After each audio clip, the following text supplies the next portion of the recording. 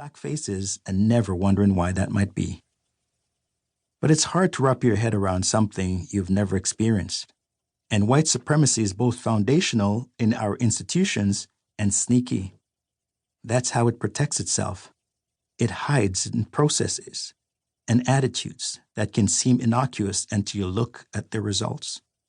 And much of its impact is invisible unless you're the one taking the hit. Our culture celebrates people who seem to have pulled themselves up by their bootstraps. But that phrase was originally meant to describe an impossible task. When I look back at my life so far, I'm immensely proud of what I've accomplished. I was lucky, yes, but I also worked my butt off and found ways forward when it felt like the whole world was trying to beat me back. I think the story of how I did that is a good one, if you'll forgive the modesty. But I'm not writing it here so it will be celebrated. Holding a story like mine up as proof that the obstacles society stacks against Black and Indigenous folks and people of color are surmountable further entrenches those obstacles. It asks those impacted by racism to find ways to just deal with it, to succeed despite it. That is ridiculous. It's unfair. It's asking people to do something as impossible as pull yourself up by your bootstraps. And some of us don't even have boots. We start out barefoot. I hope that my story makes all that clear, and I hope it inspires change. Chapter 1. A Pot of Porridge. It was a gentleman passing by on a bicycle who heard us crying and looked in to make sure everything was okay. My mother's little shack only had one room, so he barely had to cross the threshold to realize it wasn't okay. There were 3 of us inside, me, my sister Joan, and my brother Ian. Joan was the oldest, but still just 4. I was 18 months. Ian was a baby. I'm not sure how long we'd been on our own. Our mother had gone while we were sleeping. Even as young as we were, we may have put together that she wasn't coming back. I would find out later in life that she'd abandoned us for a man who didn't know she had kids. She was 28 at the time and had 7 children, including us.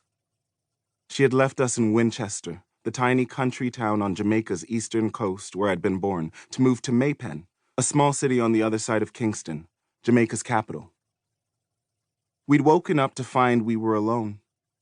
There was a pot of porridge on the table, boiled cornmeal mixed with the sweetness of condensed milk, a last nod to her motherly responsibilities. We'd finished it, Joan helping Ian as best she could. When we got hungry again, Ian and I started crying. Eventually, the gentleman on the bicycle, a neighbor, heard us. Joan remembers the man asking her what was going on. She told him we'd eaten all the porridge our mother had left us and we were hungry. "Where is your mom?" he asked. When Joan said she didn't know, he got the idea. He knew our family. Everyone knew everyone in the area. And he told us he would go find our grandmother, who was working on a nearby plantation. He headed off down the dirt road on his bicycle in the direction of the fields, and we were alone again. I didn't know it at the time, but we were not the first children my mother had abandoned. 3 of my older siblings were already in my grandmother's care, and a 4th was with his father's family. But ours was the most dramatic separation. My mother, Dorothy Smith, was raised in extreme poverty in the workers' barracks of the plantation where my grandmother was employed.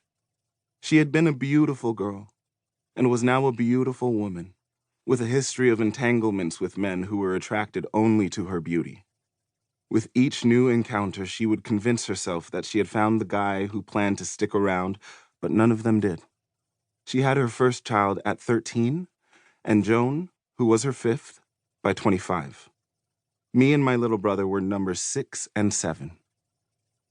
But even though my mother was limited by the circumstances of her birth, her lack of education, and the responsibilities that came, or should have come, with all those kids, she was the most ambitious member of her family in many ways.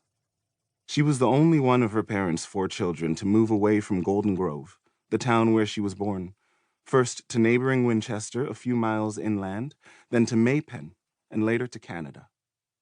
And she was